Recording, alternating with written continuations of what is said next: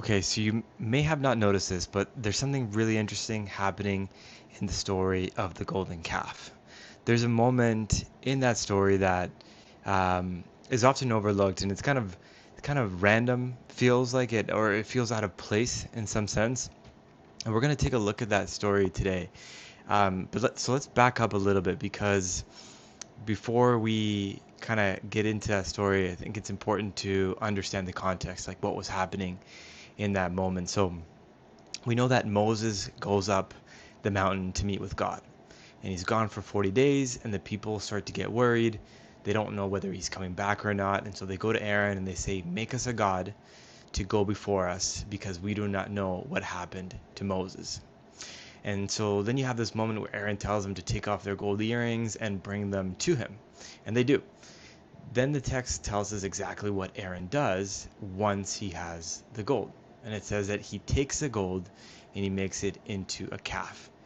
And this is the important part that we'll come back to later. But it says that he shapes it with a tool. So remember that part. Aaron shaped it with a tool. So what happens next? So Moses comes down, he sees the calf, he sees the dancing, and he asks Aaron one question. What did these people do to you that led you into such a great sin? And it's actually quite a generous question, right? I mean, he doesn't get like immediately goes after Aaron, but he first asks Aaron, what is that the people did that drove you to do this, right? So he knows the people, he knows the crowd, so he assumes they pressured Aaron, and they probably did, and they did to a certain extent. We don't know how bad it was, but we know that he was overcome to some sort of pressure. But listen to Aaron's answer, right? He says, "They asked me to make them gods. So I told them, whoever has gold, take it off." Then they gave me the gold and I threw it into the fire and out came this calf. Okay, that's one of those really funny lines in the Bible, right? Then they gave me the gold and I threw it into the fire and it came out as a calf. It's almost as if Aaron becomes kind of a evolutionist in his thinking, or maybe perhaps not evolutionist, but more Big Bang kind of view of how this gold somehow became a calf. You know, it's kind of funny in that way because, of course, for something to just go in and come out of something, it rarely rarely happens. So did you notice what changed this time from when we saw earlier? Earlier, Aaron used a tool, and now the tool's gone. Aaron's hands are gone, Aaron's choice is gone. It was just the people asked me, I got the gold, I threw it in the fire, and that's what happened, right? But we know that gold doesn't just go into a fire and come out as a calf. Somebody has to shape it. And the story told us who did already. It was Aaron. But Aaron tells it so that the fire sounds responsible.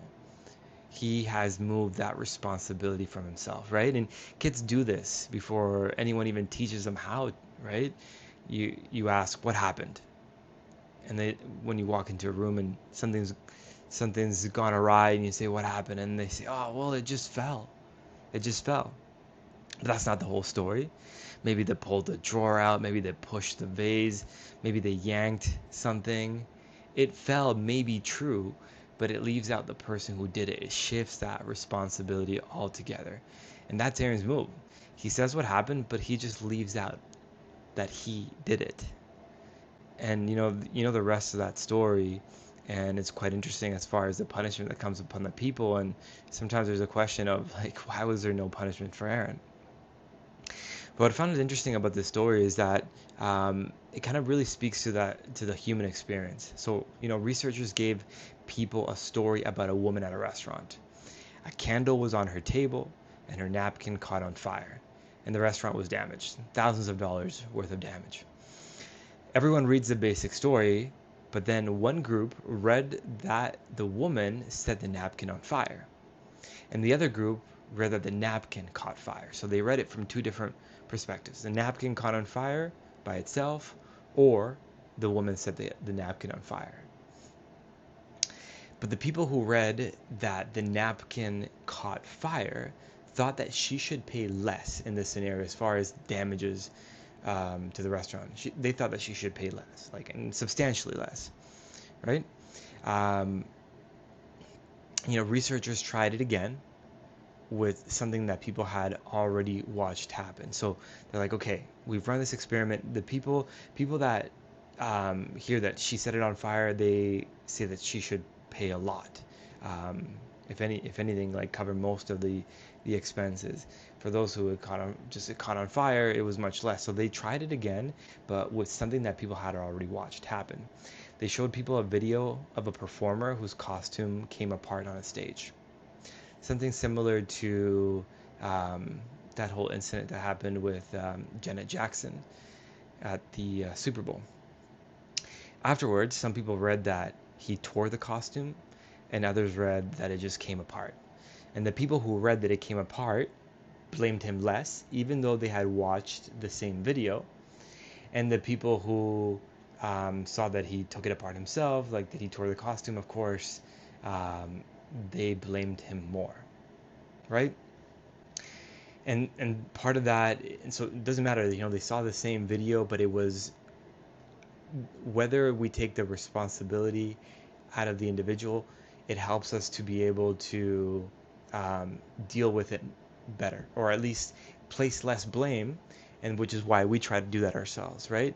So um, Aaron is not just choosing words in this scenario that are softer for him. He's making himself disappear from the story, right? And that's the example that you see in the research, is that they try to take away the responsibility from the individual to see what happens. So we in some ways also take that position, right? If we can take some of the responsibility away, if we can find something else to blame, then we're gone from the story. People will go easy on us, right? So the gold went in and the calf came out, and he tells Moses what happened, but he never gets around to telling him what he did. So in verse 4, you have that he used that tool, but by the time you get to 23 verses in, the tool never comes back. And now he has found a way to decrease some of that responsibility. Okay, so that's one way that people do it, and we find that in the biblical story, but there's another one, and I think this one is another way that we do this. So turn into Judas, right?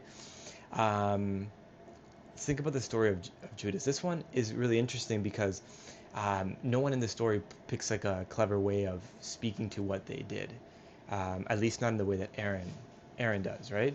So everybody knows that Judas took 30 pieces of silver, and almost no one though remembers what happens when he tries to give it back, right? So Judas goes to the chief priests and asks, "What are you willing to give me if I hand him over?" And they count the 30 pieces of silver, right? They set the price. Later, Judas sees that Jesus had been condemned, and he feels that remorse, and he takes the money back to the priests. "I have sinned," he says. "I betrayed innocent blood." So Judas puts himself in the right in the middle of it, right? I sinned, I betrayed. He doesn't use vague words like Judas did. He doesn't try to take the responsibility away. And the priests answer. They say, "What is that to us? That is your responsibility." Right? In other words, it's your problem, not ours.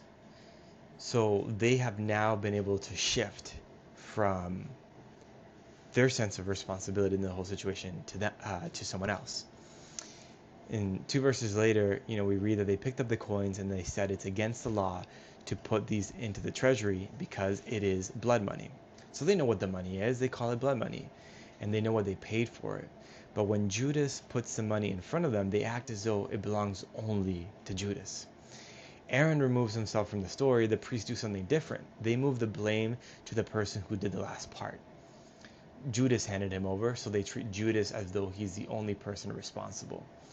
But they offered the money. They counted it. They created the deal. In fact, we read later on that they had to put that into a potter's field, a way to try to remove that responsibility from themselves. Again, researchers have tested something like this. One person could choose an unfair split of money, or that person could give the choice to someone else who would make the same unfair split. Then another person watched and could spend their own money to punish whoever seemed responsible. When the first man took the unfair split himself, people punished him. But when he gave the decision to another person, and that person did the exact same thing, the first person was punished much less. The harm was the same, and the person being treated unfairly lost the same amount, but the blame moved to the person whose hands did the last part. And that's what the priests are doing. They paid for betrayal, Judas carried it out, then they look at Judas and said, that's your responsibility. So that's another way that we can move ourselves away from trying to have any accountability in a situation. It's either we shift it onto someone else, the last person to touch it, right? Oh, you were the last person to touch it. Or we try to remove ourselves entirely. Well, there's another way. There's another way, and this one's interesting. So we learned that Aaron needs Moses standing in front of him and asking what happened. That is one of the situations that we see. We know that the priests need Judas to carry out the final part. But Pharaoh doesn't need another person at all. And this one's probably the most insidious one. And I think it's the one that perhaps we struggle with the most, I would reckon. Okay, so we know the story, right? So there's 3 times where Pharaoh promises to let the children of Israel go. And 3 times the text tells us that he changes his mind. So first we have the frogs. The frogs come, right? Pharaoh calls Moses and says, "Pray to the Lord to take the frogs away from me and my people, and I will let your people go." So Moses prays, and the frogs die. Then the text says, when Pharaoh saw that there was relief, he hardened his heart and would not listen. So he makes a promise while the frogs are everywhere. And then the moment that the frogs are gone, Pharaoh changes his mind. And then you have the flies. Then come the flies. And Pharaoh again says, I will let you go, but you must not go very far. Now pray for me. So Moses prays, the flies leave, not one fly remains. But then Pharaoh hardens his heart again and refuses to let the people go. Okay, so then comes the hail. This time Pharaoh says even more, right? Which is interesting when you compare it to the previous times. This time he says, "This time I have sinned. The Lord is right and my people are wrong." That seems like a real confession, right? If you read that sentence by itself, you would think something finally has gotten through to him. And I think this is, again, why this is one of the most insidious ways of what we're about to see happen, and one of the hardest for human beings, this ability to, under fear, under pressure, under certain circumstances, to be able to make a decision one way, but then to be able to switch back when those situations are no longer the same. So the hail comes, then Moses leaves the city and prays. The thunder stops, the hail stops, the rain stops. And when Pharaoh sees that the danger is over, he sins again. He hardens his heart again. 3 times Pharaoh makes a promise while he's under pressure. 3 times the relief comes, and then the 3 times he changes. So what happened between the promise and the next morning? So this is where the chocolate bar study helps. So researchers stopped people in a cafeteria. Some people were walking in to eat, so they were hungry. Other people were walking out, so they were full. Everyone had the same job. They ranked 7 snacks from least favorite to most favorite. Then they picked one snack to take home. And here was the deal. If they brought the snack back unopened a week later, they got to keep it and receive €4. So the smart choice was simple. Pick a snack that would be easy not to eat. The people who were full believed that they had more control over hunger than the hungry people did. So what they ended up doing was they picked their most favorite snack, the people that were really full.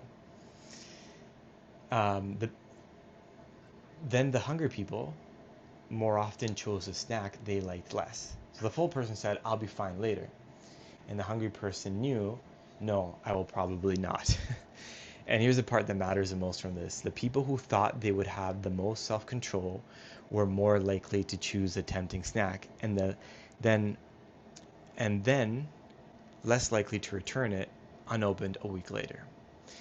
They made a plan while they were full. That's the key. But the hunger came back. Then a different version of them had to live with a choice. The full person does the picking, and the hungry person has to live with it. That's Pharaoh. See, Pharaoh makes a promise while the frogs are everywhere, while flies fill the land, while hail is falling from the sky. In that moment, he wants relief. In that moment, he says, yeah, I'll let the people go. But then the frogs are gone, the flies are gone, the hail is gone, and the pressure is gone.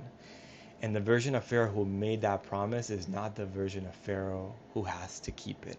In this scenario, that real heart change didn't happen. Didn't happen. When you think about the cafeteria scenario, nobody in the cafeteria was lying. When you're full, hunger does not feel very powerful. You can properly feel while sitting there full what it will be like when you're hungry on Thursday night and the chocolate bar is sitting beside you. Yeah. Frogs are what makes him honest, but the empty room next morning is what makes him confident. And so that is what we learn from these three stories. They're ways of us, they're different ways of us shifting accountability from ourselves, responsibility from ourselves. You could be Aaron, who takes a tool out of the story, the priest that hands the decision across the room to somebody else, or Pharaoh, who makes a promise that a different version of himself is not going to keep, or a different version of himself has to keep, and that version of himself has not materialized yet. In all three stories, every word can be true. If you think about it, every word can be true. Nobody has to lie for the person to disappear. It is the same thing that child does with the drawer. I just opened it and it fell. Maybe every word is true, but the sentence still does not answer the real question. What did you do? And that matters because forgiveness needs someone to be forgiven. And when we shift responsibility from ourselves, when we remove what the question would really answer, what did you do? Well, there's no one to forgive when that's the case. So I hope that was helpful in looking at these stories.